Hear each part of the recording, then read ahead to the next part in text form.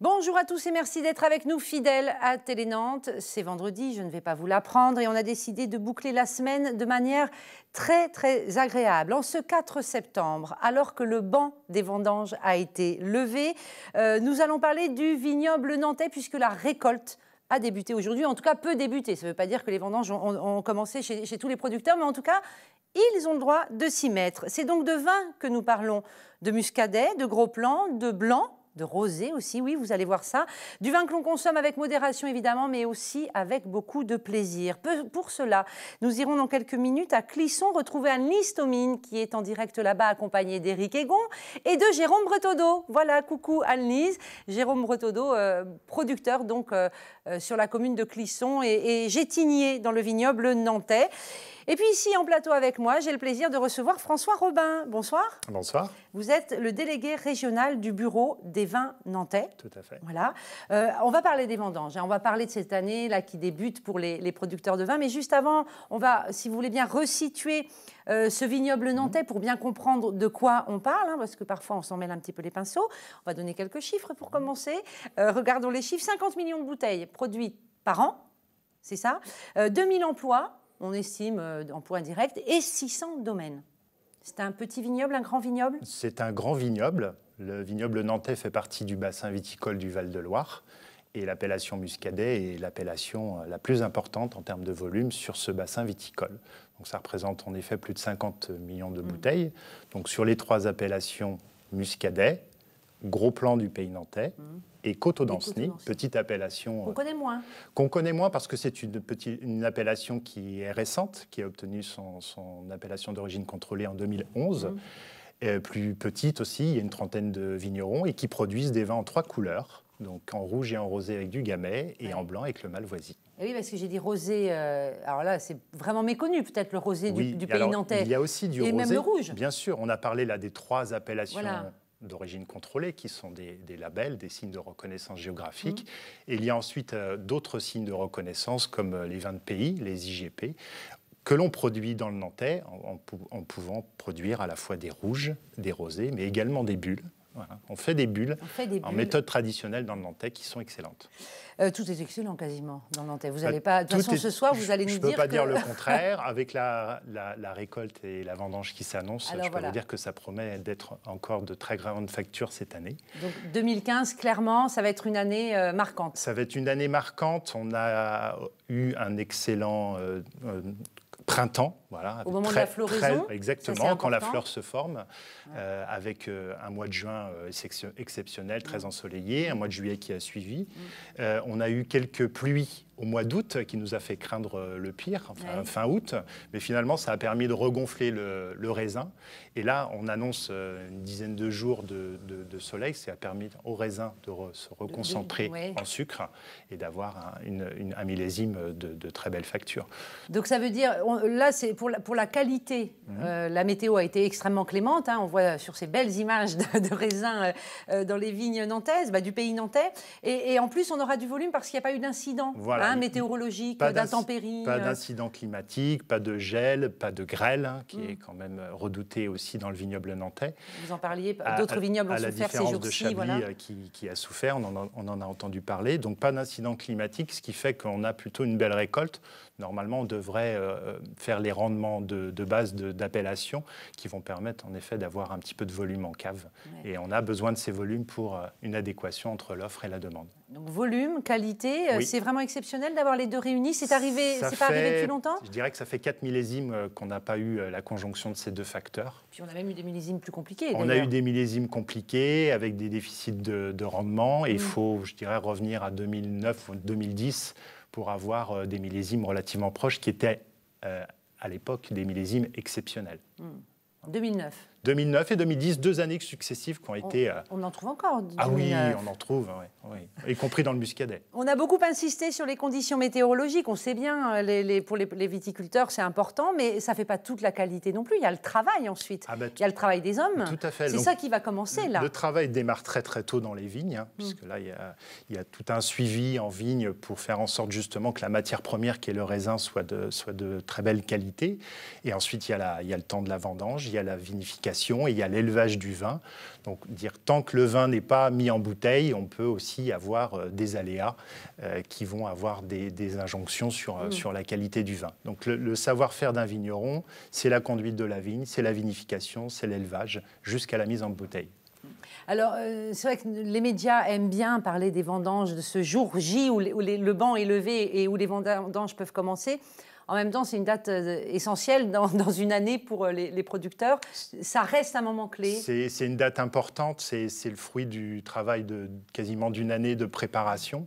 Et là, c'est un moment un peu clé, un peu charnière. On va rentrer le raisin dans les chais. Et c'est un moment un peu de tension aussi, puisque c'est sur une période relativement courte, entre 15 jours et 3 semaines, donc il ne faut pas se louper. Et ils sont mobilisés à 150%. Ça beaucoup en même temps. Ça se prépare, avec évidemment soit des équipes de vendangeurs quand c'est vendangé manuellement, ou avec les machines à vendanger. Il faut préparer les caves, faire de la place, nettoyer sa cuverie, etc. Donc voilà, c'est un temps de préparation et puis c'est un moment aussi où on pense déjà à sa commercialisation.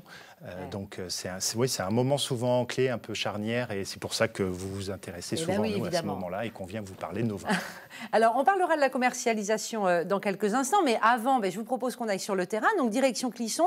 On va retrouver Anne-Lise Thomine qui est accompagnée d'Éric Egon, et ils sont tous les deux aux côtés de Jérôme Breteaudeau, donc producteur à Clisson, et on va découvrir comment il fonctionne et notamment qu'il vendange à la main. C'est à vous, Anne-Lise. Et oui, on est au cœur du vignoble, ici sur la commune de Clisson, après le domaine de Bellevue de M. Breteaudeau se trouve à Gétigné. Il va nous expliquer tout ça d'ailleurs. Vous pouvez nous présenter en quelques mots justement votre domaine qui est composé de plusieurs hectares, qui est réparti sur plusieurs communes. Oui, voilà, effectivement. En fait, domaine de Bellevue, ça regroupe à peu près 12 hectares de vignes sur 4 communes, sur 11 cépages. 4 communes que sont Clisson, Gétigné, Cugand, un petit détour en Vendée, et également sur Valette, où tout a commencé. Voilà, exactement. En fait, ce sont des vignes familiales que j'ai repris il y a 10 ans. Donc, je me suis installé sur ces terroirs-là, des très beaux terroirs, sur les terroirs de Gabbro. Et au fur et à mesure que je me suis installé, je me suis étoffé en parcelles de vignes et en cépages aussi. Alors là, nous sommes au milieu du vigne. On voit bien qu'il n'y a personne qui travaille à cette heure-ci, et pas encore, parce que vous, les vignes, ça ne commence pas aujourd'hui. Non, tout à fait. Les vendanges, pour moi, vont démarrer courant milieu de semaine prochaine. Voilà, sur un premier cépage. Oui, en fait, ça va commencer sur l'élaboration d'un pétillant à base de chardonnay et pinot noir. C'est pas très courant dans le vignoble nantais du pétillant. Non, mais en fait, ça étoffe une gamme et puis à des demandes. Et donc, et puis, ce sont des vins que j'aime aussi. Donc, effectivement, j'aime bien aussi faire les vins. Ce sont les vignerons, voilà, ils font d'abord les vins qu'ils aiment et ensuite le font partager à leurs clients.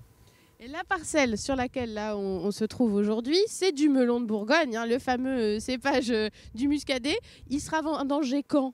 Alors, je pense en fait peut-être semaine prochaine, tout va dépendre en fait de la maturité. Donc la maturité, on va l'estimer en fonction des prélèvements de raisins qu'on va faire tout au long de la semaine, avec des analyses, on va analyser des différents paramètres, les sucres, l'acidité, le pH, et suite à ça, on va estimer en fait la maturité du raisin. Et tout ça, ça se passe en labo, puisque aujourd'hui, il faut aussi un peu de technologie dans le milieu des vignes. Oui, alors en fait, du coup, on peut faire nous-mêmes nos analyses, mais c'est assez restrictif, puisqu'il faut du matériel assez poussé pour faire des analyses intéressantes. Ouais. On va le goûter, ce raisin, parce qu'on l'a déjà fait, en fait, avant le direct. Ouais, donc on voit des super raisins, très sains, donc très jaunes, et c'est déjà mûr, On a déjà un beau taux de sucre avec des belles acidités. C'est vrai qu'il est bon. Ça promet très bien. Ouais. Alors c'est vrai que c'est ce que disait Monsieur Robin aussi en plateau. On annonce une année exceptionnelle, un cru exceptionnel pour 2015. Toutes les conditions étaient réunies. C'est le cas aussi chez vous, au domaine de Bellevue ? Voilà, tout à fait. En fait, au moment de tout le stade végétatif, on a eu vraiment une très très belle saison, entrecoupée des petites périodes de pluie. Mais ça fait quelques années qu'on n'a pas connu un millésime avec une aussi belle qualité. Et une aussi belle quantité aussi, a priori, ça devrait être pas mal. Voilà, c'est ça. Alors donc pas d'accident climatique pour limiter les rendements. Donc la vigne, elle a pu s'économiser déjà suite à des années avec très peu de rendement. Donc elle va nous livrer tout le meilleur d'elle-même. Est-ce qu'on est encore plus vigilant quand on est en bio? Parce qu'on ne l'a pas encore dit, mais vous êtes un vigneron bio, tout le domaine est certifié en agriculture biologique. Est-ce qu'on est encore plus vigilant? Bien sûr, en fait, en culture biologique, il faut être à l'attention de la vigne et avec beaucoup d'observation. C'est-à-dire que il ne faut pas se laisser déborder par que ça soit dans les vignes pour l'herbe, parce qu'en fait, on travaille à la charrue et donc du coup, il faut être vraiment assez attentif. Et au niveau des différentes maladies, il faut savoir ici que le vignoble est océanique et donc avec des pluviométries et le cépage est très sensible à différentes maladies cryptogamiques qui sont le mildiou et l'oïdium. Et donc voilà, il faut être particulièrement vigilant et puis vous n'avez pas le droit au traitement chimique, évidemment, pour soigner la vigne, c'est la base de l'agriculture biologique. Pour ce qui est des vendanges, comment on s'organise quand on est un vigneron? Voilà, là, quelques jours du début des vendanges, comment ça se passe? Sur quelle équipe vous comptez? En fait, du coup, moi je fais partie d'un groupement d'employeurs qui s'appelle Valoré, qui est sur Clisson. Et donc du coup, j'ai demandé une équipe de 14 personnes. Et moi j'ai toujours ma petite équipe à côté de fidèles. Et donc on va se retrouver avec moi-même, parce que je me compte quand même dans l'équipe, on va être 22. Ouais. Et vous vendangez à la main? Oui, voilà, c'est ça. À la hotte même, plus exactement. Oui, à la hotte. Et donc on sort tous nos raisins à dos d'homme. Avec le moins de manipulation possible, puisqu'avant de venir sur les vignes, on est aussi dans votre chai, on a vu le pressoir. L'idée, c'est que on touche le moins possible à la grappe. En fait, du coup, dès qu'on prélève le raisin sur la vigne, on le transporte le plus rapidement possible pour que ça ne s'oxyde pas. Donc après, le raisin est véhiculé dans le pressoir et ensuite on procède au pressurage qui peut durer 2 heures. Et après, la mise en cuve. Avec chez vous des petites particularités, on a vu, on ne pourra pas vous les montrer, mais des amphores, ça c'est spécial. Oui, des amphores en terre cuite. Alors, donc là, c'est pareil, c'est mon côté amoureux du vin et suite à des dégustations, j'ai voulu m'équiper sur des amphores en terre cuite pour valoriser des terroirs et des cépages. Donc ça, ce sera l'étape d'après, hein, les vendanges. Là, on est un petit peu en avance.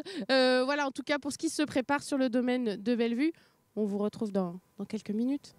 Merci beaucoup Anne-Lise avec Jérôme Bretodeau. On peut le dire, on a vu Jérôme goûter le raisin et vous me confiez, François Robin, qu'ils sont nombreux à faire ça. Évidemment, pour tester la maturité. Il a oublié de le citer, mais c'est tellement naturel et un réflexe, c'est que le premier test pour apprécier la maturité d'un raisin, c'est le goûter. C'est même rassurant pour nous consommateurs. Bien sûr. Parce qu'il y a un côté spontané, instinctif tout aussi. À fait. Et un raisin qui se goûte, on peut assez vite juger, en effet, de son taux de sucre, son équilibre. Il a parlé entre le sucre et l'acidité. Donc évidemment, il y a toutes les analyses en laboratoire et puis je crois que le palais du vigneron est un élément majeur aussi du choix, en tout cas du moment où il va décider de ses vendanges.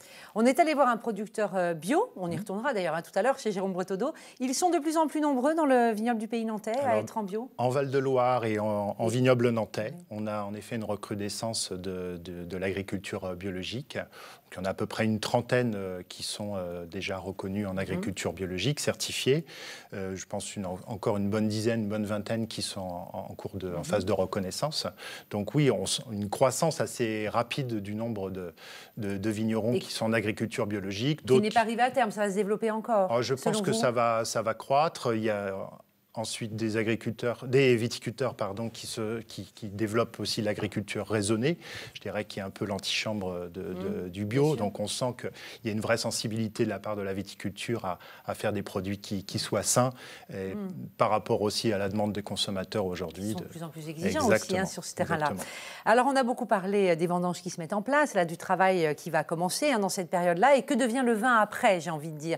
On a un chiffre, 15% de la production du vin nantais, du Pays nantais part à l'exportation, essentiellement en Grande-Bretagne, de plus en plus aux États-Unis aussi. Alors pour le vignoble nantais, ce qu'il faut considérer, c'est qu'on produit à peu près on vend 50 millions de bouteilles. Il y en a une majeure partie de ces bouteilles qui sont commercialisées par les maisons de négoce du Nantais, et puis le reste par la viticulture en direct. Donc il y a différents circuits de distribution. On peut vendre en effet à l'export, on peut vendre en grande surface, on peut vendre aux cavistes, aux restaurateurs ou aux domaines. Oui, chez soi dans la cave du producteur. Ça, c'est l'ensemble des circuits de distribution possibles. Donc après, ce sont des choix individuels de circuits commerciaux. Et en fonction des produits, peut-être certains vins exactement, il y a des gammes qui sont à tel ou tel plus adaptés à la grande distribution, d'autres à la vente au domaine ou d'autres à la restauration, comme les crus communaux, par exemple. Du haut de gamme. Exactement. Oui. On a souvent parlé sur ce plateau, d'ailleurs avec vous aussi, sur tout le travail qui est fait, un travail de fond, hein, sur l'image, la fameuse image de ce fameux muscadet qui a parfois pâti d'une image de petit vin facile, vite fait, bien fait à l'apéro avec des huîtres, voilà, vin simple. Bon, il y avait une volonté de retravailler ça. Ça fonctionne ou pas? Est-ce que cette image a évolué? Ça fait plus de 10 ans qu'on travaille sur le sujet. En effet, je pense que le muscadet avait besoin de retrouver des lettres de noblesse, besoin de reconquérir du statut et besoin de retrouver une relation avec son consommateur et peut-être de nouveaux consommateurs.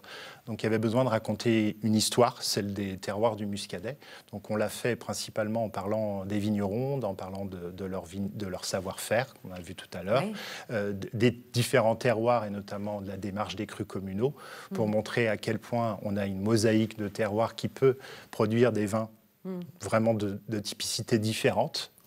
Oui, parce que ce n'est pas qu'une histoire qu'on raconte, ce n'est pas qu'une fiction, c'est que derrière, il y a eu du boulot fait sur le terrain. Il y a une réalité de l'offre, il y a une réalité de marché, donc il y a une réalité de gamme aussi.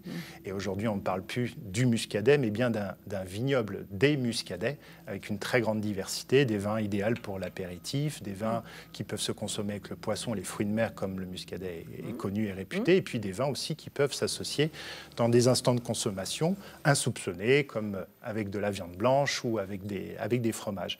Et on a, grâce au melon de Bourgogne, qui est le cépage qu'on a vu tout à l'heure, qui est un cépage qui permet justement une très grande diversité de vinification et je dirais, d'identité, de signature, on arrive à avoir une large gamme et qu'on retrouve au caveau ou qu'on retrouve ensuite dans les différents circuits de distribution que je vous ai cités. Voilà, et ça permet d'avoir plus d'offres et puis ça contribue à redorer l'image. J'imagine que du coup, sans mauvais jeu de mots, ça porte ses fruits économiquement parlant aussi, pour une partie au moins des producteurs. C'était l'objectif. L'objectif est de créer de la valeur, de pérenniser nos exploitations viticoles. Et grâce notamment à la diversification de cette offre, donc on a parlé du muscadet, mais on pourrait parler aussi des rosés, des bulles, voilà. Ça permet en effet de le diversifier, de proposer une large gamme, de raconter des histoires et puis de faire du business réellement, puisque c'est le but. Donc c'est vrai que sur Nantes, puisque c'est souvent un bon baromètre, on a reconquis des parts de marché importantes au niveau de la belle restauration. Alors si vous voulez bien, on va repartir à Clisson, aux côtés de Jérôme Bretodeau et d'Anne Listomine avec Éric Egon. On va voir si Jérôme, justement, lui aussi, on le voit bien qu'il a fait du travail, il est en bio, etc. Comment ça se passe pour lui? Et quels sont ses circuits, justement, de commercialisation? Et oui, on va parler des circuits de Jérôme Bretodeau, de comment il écoule ses 40 000 à 50 000 bouteilles du domaine de Bellevue. Comment ça se passe pour vous? Alors, une fois les vendanges faites, une fois la mise en bouteille, pour la commercialisation, cette phase-là, comment ça se passe? En fait, utiliser déjà le réseau existant, suite à des dégustations, suite à des salons et des rencontres en fait, du réseau chaque vigneron peut avoir. Alors, quelle est la part de votre production qui part à l'export, la part qui part dans le reste de la France et la part qui reste au local? On va être sur 55-60% à l'export, 20% sur les cavistes restauration et 20% pour le particulier, écoulé au domaine.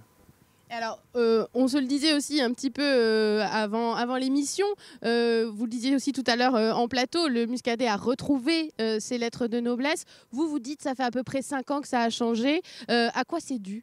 Ouais, en fait, voilà, c'est un peu un constat qu'on peut avoir actuellement, c'est que c'est depuis 5-7 ans, en fait, on a vraiment ce regain en fait, des gens qui ont envie de boire du muscadet. Donc c'est fait, voilà, c'est peut-être aussi un peu générationnel.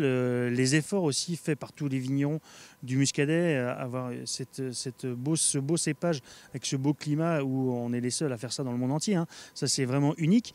Et aussi toutes ces parties de nouvelle génération aussi de restaurateurs qui sont là, qui mettent vraiment en avant des muscadets. Maintenant, c'est pas étonnant de voir des cartes de muscadet. Certains restaurants ont même leur propre carte muscadet en mettant en avant 10, 15, voire plus de 20 vins différents sur leur carte des vins. Alors justement, ces restaurateurs aussi qui font du bien pour le muscadet, qui commercialisent vos bouteilles, il y en a pas mal à Nantes, on peut les citer. Oui, bien sûr, évidemment, il y a le restaurant L'Océanie, il y a les Champs d'Avril, il y a le restaurant Les Caudalie, faut pas que j'en oublie du coup. L'Atlantide. La Cigale, voilà. Il y en a plein d'autres. Mais ce sont eux aussi voilà, qui font la renommée du vin. Le Rouget, la raffinerie, Nicolas Luni, et voilà. Beaucoup d'autres, mais je suis désolé, j'en ai oublié. On pense à eux quand même, hein, même si vous les avez oubliés. Mais ça fait quand même qu'aujourd'hui, un vigneron, il doit être plus qu'un vigneron. Il faut aussi qu'il sache bien vendre son produit, parler de son produit.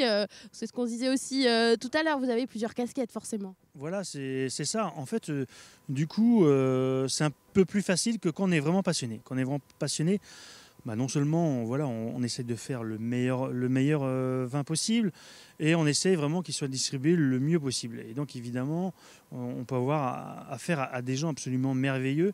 Et voilà, le Muscadet est là pour se faire partager et le faire déguster à des personnes qui croient en ce vin, en ce grand vin. Et enfin, en parler justement dans les médias, c'est important. Voilà, vous êtes à la télé, vous êtes aussi passé sur France Inter dans l'émission On va déguster. Il faut faire parler de son vin. Oui, non, ben voilà, c'est ça. Ce sont des rencontres qu'on a fait, et voilà, il y a des gens qui sont adeptes de mes vins, et moi j'ai un panel de cuvées assez, un bel éventail. Donc du coup, oui, ça plaît. Et l'argument bio, ça compte, vous pensez ? Oui, ça c'est la cerise sur le gâteau, si on peut dire. Après, voilà, les vins, enfin les gens apprécient le vin par son goût. En fait, c'est hyper personnel, en fait, le vin. Donc après, voilà, il y en a qui sont un peu plus sensibles au bio que d'autres. Mais oui, c'est peut-être un argument pour certains. Et du coup, alors on le disait quand même si ça y a du mieux dans le Muscadet, on n'est encore pas assez chauvin par rapport au Bordelais, par rapport au Bourguignon. Ouais, non, mais voilà, c'est ça. En fait, du coup, c'est vrai qu'on n'imaginerait même pas descendre sur Bordeaux et de ne pas avoir de Bordeaux sur la carte des vins. Mais le Muscadet, il faut que ça soit ça. Il faut que tous les établissements puissent mettre sur leur carte des vins du Muscadet. Que ce soit sur de la brasserie, sur du restaurant, même dans des bars. Il faut être fier du Muscadet et le dire aussi à l'extérieur. Bah bien sûr, je pense que les Nantais, ils attendent que ça. Juste un petit mot, on l'a dit, les vendanges, ça commence que mercredi pour vous, pour les premières. C'est quoi le programme en attendant ? Le programme, voilà, c'est s'occuper un petit peu de notre cave, faire du nettoyage, faire nos contrôles de maturité, régler les différentes choses pour entamer cette période de vendange où on est un peu entre le stress et l'excitation. Ouais. On a envie d'en découdre, c'est ce que vous dites. Voilà, c'est ça, on a envie d'en découdre. Ouais. Et ben vous allez bientôt en découdre, il y aura du monde qui va s'activer derrière ces vignes d'ici quelques jours. Merci beaucoup Jérôme Bretonneau, vous souhaite bon courage et puis une bonne dégustation aussi ensuite. À venir à faire les vendanges. Voilà. Merci beaucoup. Mille merci à Jérôme Bretonneau d'avoir accueilli Anne Listomine et Eric Egon. C'est un sacré ambassadeur. Hein. Ah oui, c'est on dirait un demi de mêlée. Ouais, hein, donc moi, j'aimerais pas être le raisin, en fait. C'est ça. Hein.